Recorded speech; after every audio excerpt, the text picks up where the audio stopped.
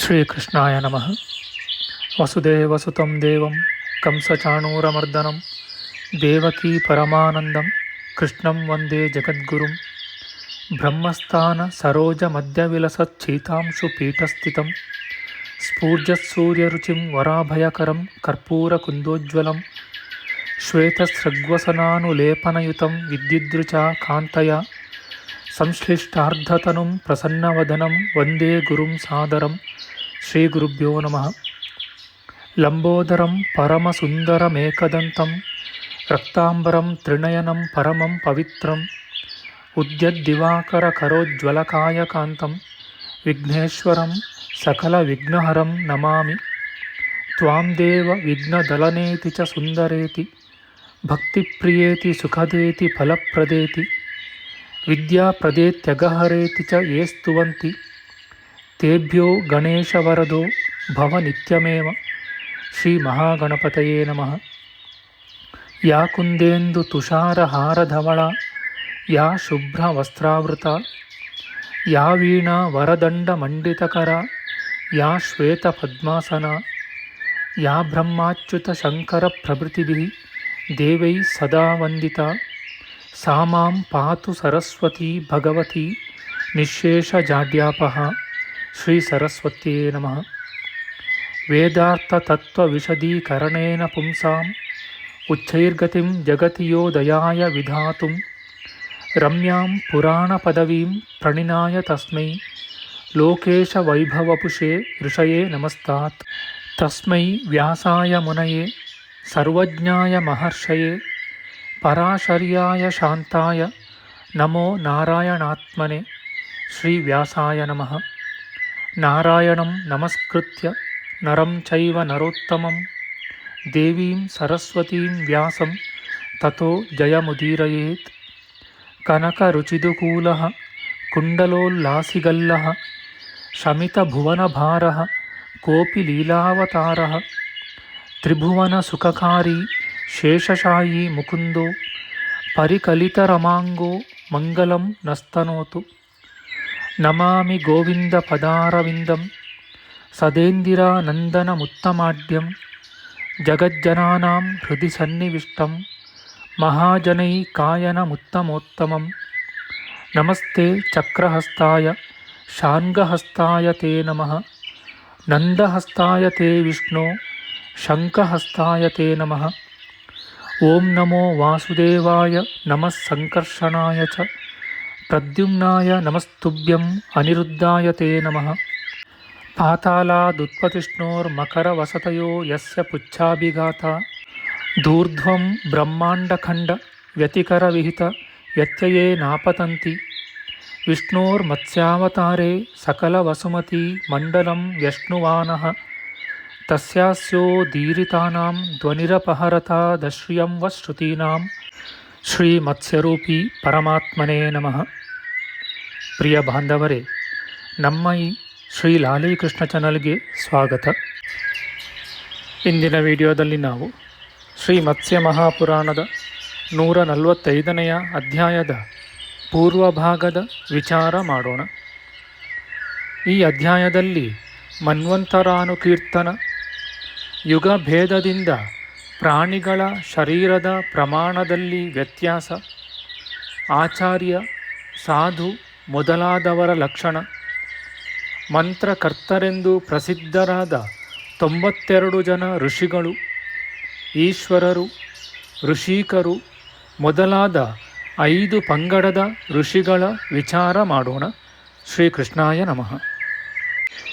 ಸೂತ ಪುರಾಣಿಕರು ಹೇಳುತ್ತಾರೆ, ಹಿಂದೆ ನಡೆದ ಮತ್ತು ಮುಂದೆ ನಡೆಯಲಿರುವ ಕ್ರಮದಲ್ಲಿ ಒಂದೊಂದು ಕಲ್ಪದಲ್ಲಿಯೂ ಬರುವ 14 ಮನ್ವಂತರಗಳನ್ನು, ಪ್ರತಿಯೊಂದು ಯುಗದ ಸ್ಥಿತಿಯನ್ನು, ಆ ಯುಗದಲ್ಲಿ ಹುಟ್ಟುವ ಪ್ರಜೆಗಳ ಜೀವನವನ್ನು ಇನ್ನು ಮುಂದೆ ವಿಸ್ತಾರವಾಗಿಯೂ ಕ್ರಮವಾಗಿಯೂ ಹೇಳುವೆನು. ಪ್ರತಿಯೊಂದು ಯುಗದಲ್ಲಿಯೂ ಅದರ ಸಂಧ್ಯಾಂಶವನ್ನು ಬಿಟ್ಟು ಉಳಿದ ಯುಗ ಪ್ರಮಾಣವು ಎಷ್ಟಿರುವುದೋ ಮನುಷ್ಯ ಮಾನದಲ್ಲಿ ಅಷ್ಟು ವರ್ಷಗಳ ಕಾಲ ಮನುಷ್ಯರು ಜೀವಿಸುವರು. 14 ಮನ್ವಂತರಗಳಲ್ಲಿಯೂ ಮಾನವರ ಆಯುಷ್ ಪ್ರಮಾಣವು ಈ ರೀತಿಯಾಗಿ ಇರುವುದೆಂದು ತಿಳಿಯಬೇಕು. ಮನುಷ್ಯರು, ಪಶುಗಳು, ಪಕ್ಷಿಗಳು, ಸ್ಥಾವರಗಳು ಇವೆಲ್ಲಕ್ಕೂ ಯುಗ ಧರ್ಮಾನುಸಾರವಾಗಿ ಆಯು ಪರಿಮಿತಿಯು ಕ್ಲಪ್ತವಾಗಿರುವುದು. ಎಲ್ಲ ಮನ್ವಂತರಗಳಲ್ಲಿಯೂ ಯುಗ ಧರ್ಮಕ್ಕೆ ತಕ್ಕಂತೆ ಆಯುಸ್ಸು ಗೊತ್ತಾಗಿದ್ದರೂ ಕಲಿಯುಗದಲ್ಲಿ ಮಾತ್ರ ಪ್ರಾಣಿಗಳ ದೌರ್ಬಲ್ಯವನ್ನು, ಅಸ್ಥಿರತೆಯನ್ನು ನೋಡಿ ಮನುಷ್ಯರ ಪರಮಾಯುಸ್ಸನ್ನು 100 ವರ್ಷಗಳೆಂದು ನಿಷ್ಕರ್ಷಿಸಿರುವರು. ಕೃತಯುಗದಲ್ಲಿ ದೇವತೆಗಳು, ಅಸುರರು, ಮನುಷ್ಯರು, ಯಕ್ಷರು, ಗಂಧರ್ವರು, ರಾಕ್ಷಸರು ಇವರೆಲ್ಲ ವೈಶಾಲ್ಯದಲ್ಲಿಯೂ ಔನ್ನತ್ಯದಲ್ಲಿಯೂ ಸಮಾನರಾಗಿ ಹುಟ್ಟುವರು. ದೇವತೆಗಳಲ್ಲಿ 8 ಗಣದವರು 96 ಅಂಗುಲ ಎತ್ತರವಾಗಿರುವರು. ಕೃತಯುಗದ ಸಂಧ್ಯಾಂಶದಲ್ಲಿ ಈ ಹಿಂದೆ ಹೇಳಿದ ದೇವಾದಿಗಳ ಸ್ವಾಭಾವಿಕ ಪ್ರಮಾಣವು 72 ಅಂಗುಲವಿರುವುದು. ಆಗ ವಾಸಿಸುವ ಮನುಷ್ಯರ ಅಳತೆಯೂ ಕೂಡ ಇಷ್ಟೇ ಇರುತ್ತದೆ. ಕಲಿಯುಗದಲ್ಲಿ ಜನಿಸುವ ದೇವತೆಗಳ ಮತ್ತು ಅಸುರರ ಪ್ರಮಾಣವು ಕ್ರಮವಾಗಿ 49 ಮತ್ತು 84 ಅಂಗುಲವಿರುವುದು. ಕಾಲಿನಿಂದ ಹಿಡಿದು ತಲೆಯವರೆಗೆ 9 ಚೋಟುಗಳಷ್ಟು ಎತ್ತರವಿದ್ದು ತೋಳುಗಳು ಮೊಣಕಾಲುಗಳನ್ನು ಮುಟ್ಟುವಷ್ಟು ದೀರ್ಘವಾಗಿದ್ದರೆ ಅಂತಹವನನ್ನು ದೇವತೆಗಳು ಕೂಡ ಗೌರವಿಸುತ್ತಾರೆ. ಹಸುಗಳು, ಆನೆಗಳು, ಕೋಣಗಳು, ಮರ ಗಿಡ ಬಳ್ಳಿಗಳು ಇವುಗಳ ಪ್ರಮಾಣವು ಕೃತಯುಗದಿಂದ ಬರಬರುತ್ತಾ ಕುಗ್ಗುವುದು. ಕಲಿಯುಗವು ಮುಗಿದ ತರುವಾಯ ಮತ್ತೆ ಹೆಚ್ಚುವುದು. ಹಸುವು ಕಾಲಿನ ಗೊರಸಿನಿಂದ ಹಿಡಿದು ಹಿಣಿಲಿನ ತುದಿಯವರೆಗೆ 76 ಅಂಗುಲ ಎತ್ತರವಿರುವುದು. ಆನೆಗಳ ಎತ್ತರವು 800 ಅಂಗುಲವೆಂದು, ಮರಗಳದು 1092 ಅಂಗುಲವೆಂದು ತಿಳಿಯಬೇಕು. ಮನುಷ್ಯರ ಶರೀರವು ದೇವತೆಗಳ ಶರೀರವು ಸನ್ನಿವೇಶ ಮತ್ತು ಲಕ್ಷಣಗಳಲ್ಲಿ ಒಂದೇ ತೆರನಾಗಿರುವವು. ಏಕೆಂದರೆ ಇವೆರಡಕ್ಕೂ ಪರಸ್ಪರ ಸಂಬಂಧವಿದೆ. ದೇವತೆಗಳಲ್ಲಿ ಇರುವಷ್ಟು ಬುದ್ಧ್ಯತಿಶಯವು ಮನುಷ್ಯರಲ್ಲಿಲ್ಲ. ಹೀಗೆ ಇವರಿಬ್ಬರ ಲಕ್ಷಣಗಳಲ್ಲಿ ಹೋಲಿಕೆ ಮತ್ತು ವ್ಯತ್ಯಾಸಗಳಿವೆ. ಪಶುಗಳು, ಪಕ್ಷಿಗಳು ಮತ್ತು ಸ್ಥಾವರಗಳ ಲಕ್ಷಣವೂ ಕೂಡ ಯುಗಭೇದದಿಂದ ವ್ಯತ್ಯಾಸವಾಗುವುದು. ಹಸುಗಳು, ಆಡುಗಳು, ಕುದುರೆಗಳು, ಆನೆಗಳು, ಪಕ್ಷಿಗಳು ಮತ್ತು ಮೃಗಗಳು ಯಾಗಗಳಲ್ಲಿ ಉಪಯೋಗವಾಗುವವು. ಇವು ಯಜ್ಞ ಪಶುಗಳ ರೂಪದಿಂದ ದೇವತೆಗಳ ಉಪಭೋಗಕ್ಕೆ ಅರ್ಹವೆನಿಸುವವು. ಆದ ಕಾರಣ ಇವುಗಳು ಯಜ್ಞಾರ್ಹವಾದ ಪವಿತ್ರ ಪ್ರಾಣಿಗಳೆನಿಸಿಕೊಂಡಿವೆ.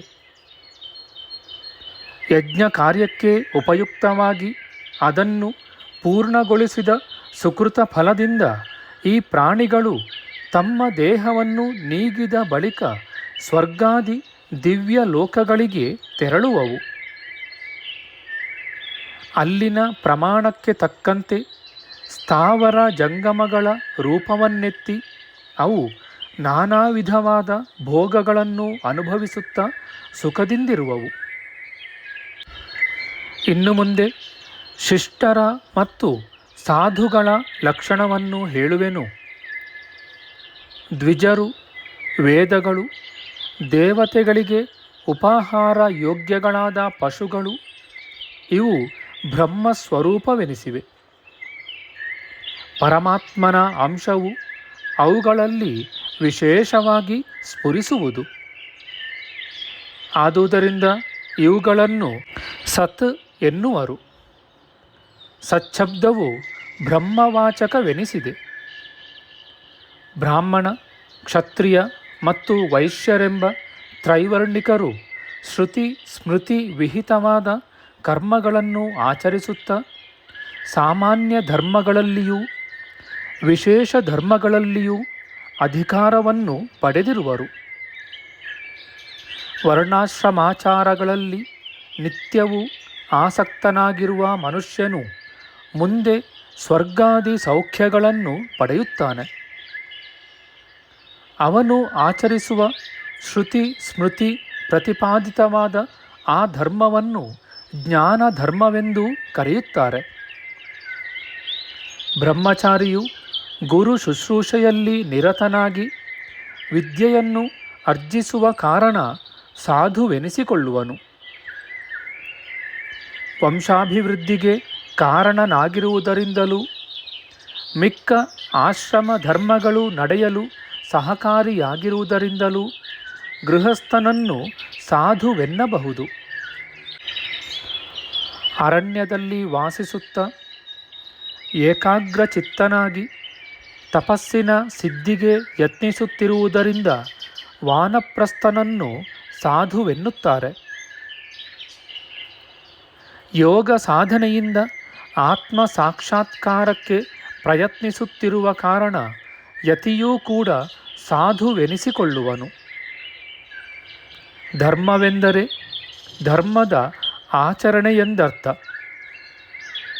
ಈ ಶಬ್ದವು ಮನುಷ್ಯರು ಆಚರಿಸುವ ಕರ್ತವ್ಯ ರೂಪವಾದ ಕ್ರಿಯೆಯನ್ನು ತಿಳಿಸುತ್ತದೆ. ಶ್ರೇಯಸ್ಸಿಗೆ ಸಾಧನವಾದ ಕರ್ಮವನ್ನು ಧರ್ಮವೆಂದು, ಅಲ್ಲದುದನ್ನು ಅಧರ್ಮವೆಂದು ಭಗವಂತನು ಹೇಳಿದ್ದಾನೆ. ದೇವತೆಗಳು, ಪಿತೃಗಳು, ಋಷಿಗಳು ಮತ್ತು ಮನುಷ್ಯರು ಇದು ಧರ್ಮ, ಇದು ಅಧರ್ಮ ಎಂದು ಹೇಳುತ್ತಾರಲ್ಲವೇ? ಅದರ ಸ್ವರೂಪವನ್ನು ತಿಳಿಸಿಕೊಟ್ಟವನು ತಪಸ್ವಿಗಳಲ್ಲಿ ಅಗ್ರೇಸರನಾದ ಬ್ರಹ್ಮನು. ಧಾರಣಾರ್ಥದಲ್ಲಿಯೂ ಮಹತ್ವಾರ್ಥದಲ್ಲಿಯೂ ದೃಂಗ್ ಧಾತುವು ಪ್ರಯುಕ್ತವಾಗಿದೆ. ಅದರಿಂದ ನಿಷ್ಪನ್ನವಾದ ಧರ್ಮ ಶಬ್ದವು ದುರ್ಗತಿಗೆ ಇಳಿಯದಂತೆ ಲೋಕವನ್ನು ಧರಿಸತಕ್ಕದ್ದು, ಅಸಾಧಾರಣವಾದ ಮಹಿಮೆಯುಳ್ಳದ್ದು ಎಂಬ ಅರ್ಥಗಳಿಂದ ಕೂಡಿದೆ. ಧರ್ಮವು ಇಷ್ಟಾರ್ಥವನ್ನು ಸಾಧಿಸಿಕೊಡುತ್ತದೆ. ಇದರ ಅನುಷ್ಠಾನವನ್ನೇ ಆಚಾರ್ಯರು ಉಪದೇಶಿಸುತ್ತಾರೆ. ಅಧರ್ಮವಾದರೂ ಅನಿಷ್ಟ ಫಲವನ್ನು ಕೊಡುತ್ತದೆ. ಅವರು ಅದನ್ನು ಎಂದಿಗೂ ಉಪದೇಶಿಸರು.